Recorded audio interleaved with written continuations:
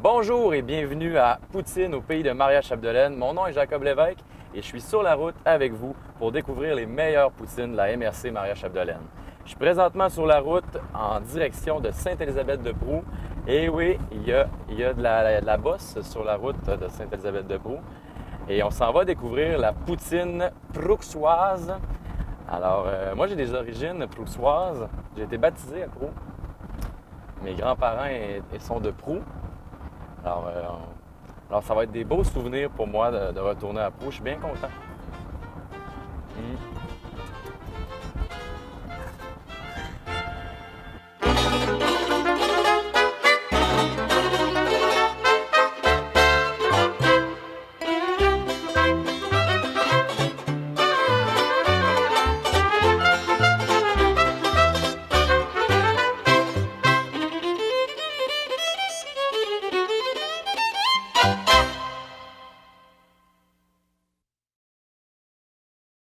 Je suis avec Marcel Gauthier, qui est le président du comité des citoyens de Sainte-Élisabeth-de-Prou. Exact. Bonjour Marcel. Salut, ça va? Oui, on est où Marcel?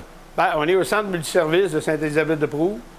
C'est un milieu de vie, c'est un bâtiment qui est ultra complémentaire, complet en termes de services, où il se fait énormément d'activités, où on veut qu'il s'en fasse de plus en plus. Donc, Sainte-Élisabeth-de-Prou, on veut que ça soit vivant, on veut que les jeunes soient intéressés de s'y installer. Donc, vous êtes ici dans la cuisine de la salle multiservice de Sainte-Élisabeth-de-Prou, qui est l'endroit où il peut se passer plein d'activités, où on a fait des investissements récemment importants pour permettre aux gens d'avoir les outils pour réaliser toutes les activités communautaires qu'ils veulent, que ce soit un petit café rencontre comme on a ici, avec l'Internet en Wi-Fi, un bar à boissons, une cuisine hyper moderne, une salle de réception, une bibliothèque, un comptoir solidaire pour servir de dépanneur. Alors, à Sainte-Élisabeth-de-Prou, il y a tout ce qu'il faut pour que les gens puissent s'occuper, s'amuser, puis faire des activités. Puis surtout pour attirer les jeunes couples qui veulent s'installer. Il y a tous les avantages ici. On a tous les avantages de la campagne, de l'espace, de la tranquillité. Puis on est quand même à proximité de la ville. Donc, je pense que c'est notre gros atout actuellement. Ici, dans la cuisine, là, il se passe quoi? Il se cuisine quoi normalement? Ici, on là. la poutine aujourd'hui, mais normalement, il se cuisine quoi? Ici, normalement, comme là, tous les dimanches matins, il y a un déjeuner communautaire. Il y a un déjeuner où on a des cuisiniers invités. C'est des gens qui s'improvisent, qui veulent vivre l'expérience d'être le cuisinier qui fait le déjeuner pour tous les clients du village ou de l'extérieur qui se présentent. Alors ça, à date, c'est une réussite. Ça fait au-dessus de 3 mois que ça dure. Donc à chaque dimanche? À chaque dimanche matin, il y en a. Dimanche qui s'en vient, c'est Laurie Pronovo, avec Valérie Tremblay, et puis Alexandre Boudreau, et puis avec d'autres personnes qui vont nous aider à faire les à côté, là, soit la vaisselle, le café, tout ça. Et les gens viennent librement, mais ils viennent spontanément. Depuis 3 mois, c'est un rendez-vous que les gens du village ne veulent pas manquer. Donc, tu vois, c'est une question de créer le mouvement. Les installations sont là. Alors là, les gens, ils adorent ça, ils participent. On va aller plus loin que ça. On va aller jusqu'à concevoir des repas complets, inviter des gens pour des activités particulières. Au lieu de faire venir un traiteur, on veut que toute la bouffe se fasse ici. On a toutes les installations. On a le comptoir solidaire qui est un dépanneur où on a des denrées qu'il faut pour faire les repas. On est autonome. Donc, c'est ce qui va se passer dans les prochaines semaines. On va se servir notre poutine. J'aimerais que tu me parles du comptoir après. Oui, absolument. On va vous servir ça.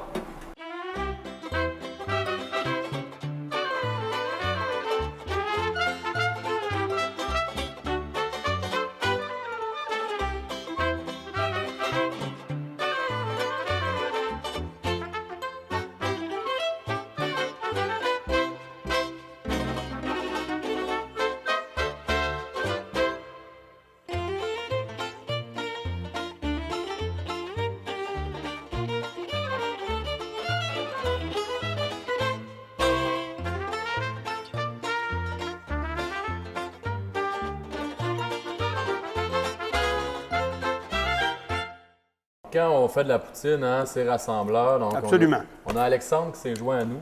Oui. Alexandre, salut. ça fait pas longtemps qu'il s'est établi à Pau. On va s'en reparler tout à l'heure. Moi, j'aimerais ça, Marcel, qu'on parle du comptoir qu'il y a derrière nous. C'est quoi ce comptoir-là?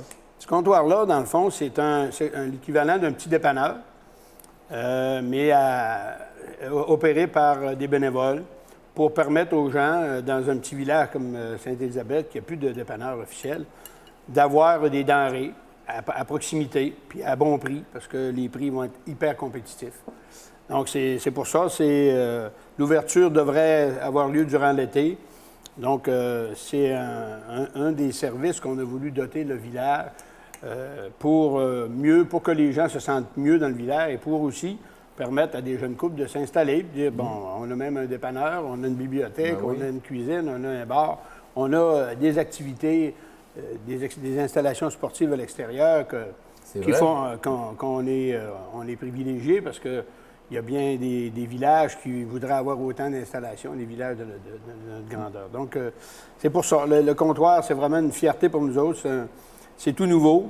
On vient de finir les aménagements, les rénovations pour ce service-là. Et puis, on s'attend à ce que ça s'ouvre dans les prochaines semaines. Ça, c'est une initiative vraiment du Comité des citoyens? C'est une initiative du Comité de citoyens avec de la participation de plein d'autres personnes qui ne sont plus dans le comité ou qui ne sont pas dans le comité, qui ont travaillé fort, qui ont contribué à ce qu'un service comme ça s'installe. C'est pas évident, ça demande beaucoup de démarches, ça fait au-delà d'un an. Et puis, on a fait, pour l'ouverture, on a fait faire de la formation, on a fait venir de la formation spécialisée pour des gestionnaires dans le domaine de l'alimentation, pour des opérateurs, des travailleurs dans l'alimentation. Les gens vont avoir le permis. On a un permis d'opérer ici. Les gens vont pouvoir, pour la restauration, pour l'épicerie. Donc, les gens vont être, ça, on y tient absolument, on est sécuritaire, on va être en loi. Donc, il y a plein de monde dans le village qui ont été formés, il y en a encore. On prévoit refaire de la formation encore à l'automne pour avoir plus de monde que le besoin, pour être sûr d'avoir une banque de personnes qui peut venir donner un coup de main, puis savoir comment se comporter dans le domaine de l'alimentation. Puis il faut le dire aussi, les gens qui vont travailler là, c'est des bénévoles. C'est tous des bénévoles. C'est ça la force du système. C'est que tout est bénévole, donc c'est vraiment par intérêt, par engagement personnel. Ça, c'est souvent meilleur qu'un contrat de travail. L'engagement personnel, c'est parce que ça te tient à cœur. C'est quelque chose que ça va dans tes valeurs. Exact. Et puis, on va servir ici, on va essayer, c'est un des objectifs, de vendre des plats cuisinés ici localement dans notre cuisine. De vendre des légumes qui poussent dans les jardins du coin ou par exemple... Des recettes de famille, par exemple? Absolument. Ah, ouais. Absolument. C'est un des buts visés, c'est de pouvoir... que ce soit vraiment un comptoir, mais un comptoir général. C'est quelque chose qui est plus large qu'un simple un dépanneur. Donc, c'est pour ça qu'on a beaucoup d'idées, on a beaucoup d'ambition dans ce comptoir-là. Aussitôt que le démarrage va être officiel, que ça va être vraiment parti, après ça, on va pouvoir envisager les prochaines étapes de ce qu'on vient de parler et peut-être bien d'autres choses. Là, il y a plein de choses qui est possible après ça. Donc là, il faut s'assurer d'un bon démarrage. Donc la formation a été faite. Notre bassin d'employés, de bénévoles, de gestionnaires, ils sont là. Donc, on devrait, normalement, dans les semaines qui viennent, faire une ouverture officielle dans les médias. Et là, je regarde par ta porte patio, tu as une patinoire, tu as un parc, tu as un jeu de fer. Un jeu de fer, oui, de catégorie provinciale, un jeu de fer très, très complet. Donc, on est... Sainte-Élisabeth-de-Pau, c'est un village qui s'est doté à travers les années de beaucoup d'équipements, beaucoup de services possibles que les gens peuvent se servir gratuitement. Tout est à la portée des citoyens et des amis qui viennent souvent de l'extérieur, là, c'est bien évident. J'imagine que ça part aussi de des demandes des citoyens. Absolument. C'est toujours à partir de besoins exprimés par les citoyens. Fait qu'il y a tout à construire encore si les citoyens veulent s'exprimer aussi, Absolument. Le comité des citoyens est à l'écoute des... On vient d'avoir encore ce qu'on appelle une rencontre de concertation. On vient d'avoir une rencontre la semaine passée où on invite tous les bénévoles, tous les gens impliqués dans tous les milieux du village pour entendre les propositions, les suggestions d'amélioration, d'activités, d'installation. Puis on a tout pris ça en note, puis on s'établit des priorités. Et puis à partir de là, on va avancer vers tout ce que les gens ce qui est réalisable, bien sûr, tout ce que les gens voudraient avoir comme activité ou comme installation. Ça va continuer. On a ça parce que les gens avant nous autres, c'est ce qu'ils ont fait. Hein?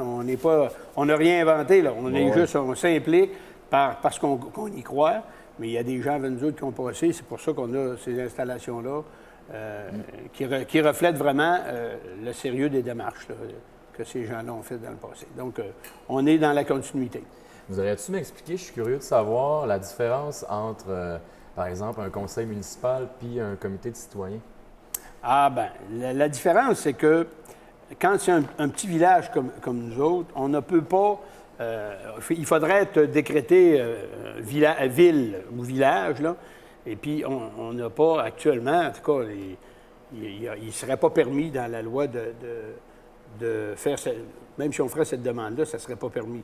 Et de toute façon, c'est quelque chose qui est très dispendieux, de gérer, d'assurer la gestion de tous que ce soit les besoins environnementaux, que ce soit les besoins sociaux, les infrastructures. Bon, ça demande beaucoup de personnel. Et puis, un village de 180 personnes, tu ne peux pas générer assez de taxes, assez de revenus, pour en faire ces embauches-là. Donc, actuellement, nous autres, on est sous la juridiction de la MRC Maria-Chapdelaine. C'est eux qui assurent tous ces services-là, la gestion de... Et puis nous autres, on s'assure que les services ou les dépenses qui sont faites en lien avec les attentes des citoyens. Donc, on est quand même, au même titre, on est des élus, mais on fait le pont entre la MRC, qui sont les gestionnaires des services, et puis nous autres, on s'assure que c'est ce qu'on fait comme choix. Ils doivent être d'ailleurs entérinés par nous autres. Il va toujours ces choix-là. Et puis, on s'assure que c'est en lien avec les besoins exprimés par les citoyens. Donc, il n'y a pas de cassure normalement. On s'entend, puis on va de l'avant. À peu près comme un conseil municipal. C'est assez équivalent. Bien, merci. Ça me fait plaisir. On va maintenant parler avec Alexandre.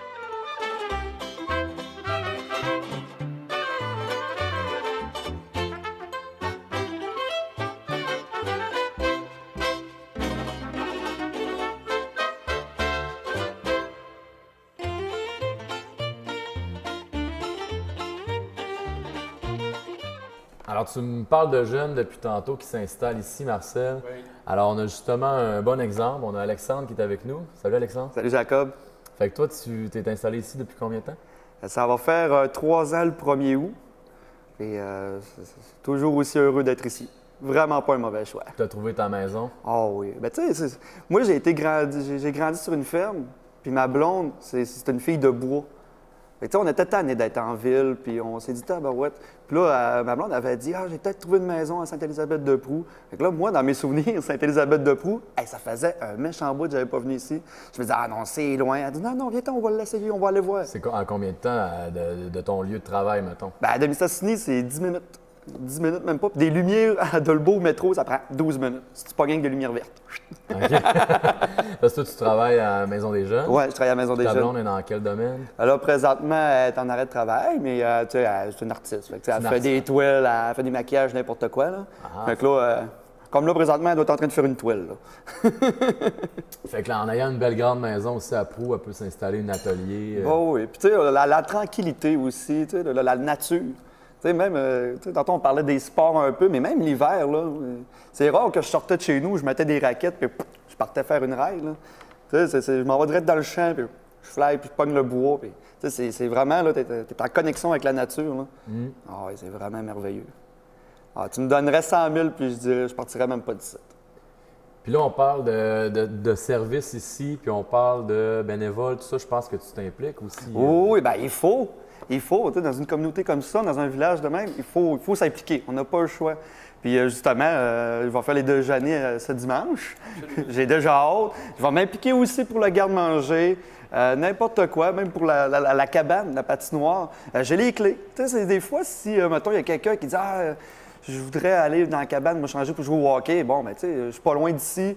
Ça vient cogner chez nous. Je fais, ben, pas de trouble, les clés. Okay. Bon, oui, tu sais, c'est. D'ailleurs, Alexandre l'a fait cet hiver pour donner accès à la patinoire aux jeunes, puis accès à le local pour se chauffer, parce qu'ils ont un local spécial qu'on appelle la Maison des Jeunes. On a ça aussi ici. Donc, Alexandre était déjà un partenaire important dans les bénévoles. Oh, et puis il faut plutôt des jeunes. Ce qui est cool, c'est qu'il commence à avoir de plus en plus de jeunes qui viennent s'établir ici. Puis c'est merveilleux parce que tu veux pas. Tu sais, dans notre salle, présentement, on en fait des parties des fois. Là, puis c'est le fun de voir l'engouement puis de voir des jeunes. Tu fais cool. Là, tu sais, il y a des rides de 4 roues, de motoneige aussi, n'importe quand. Ça bouge, là, c'est dynamique. Puis tu es proche de la nature, encore une fois. Puis tu es proche de la grande ville. Fait que tu es vraiment proche de tout. C'est vraiment l'emplacement là, idéal. Bon, une question de mouche puis de maringouin, tout ça de même, mais ça, La mouche, puis... c'est final. Ça dure 2-3 semaines, c'est fini.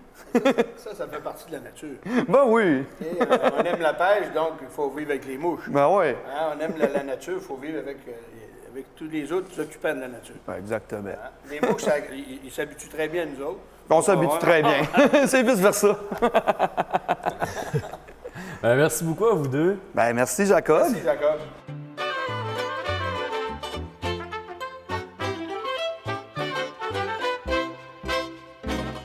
Voilà, c'est ce qui complète notre émission Poutine au pays de Maria Chapdelaine. On était à Sainte-Élisabeth-de-Proux et on se dit à la semaine prochaine. On est toujours sur la route des Poutines.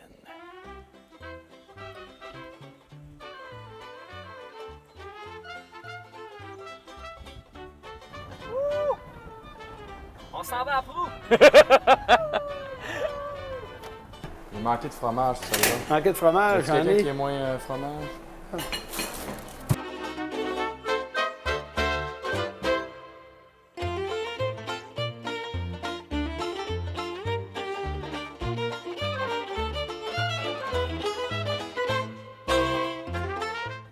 Alors là, on entre dans Sainte-Élisabeth-de-Proux. Il y a la maison ici qui était jadis la maison à mon oncle Henri. Mon oncle Henri, mais la maison est à vendre. Donc, si vous cherchez une belle petite maison en campagne,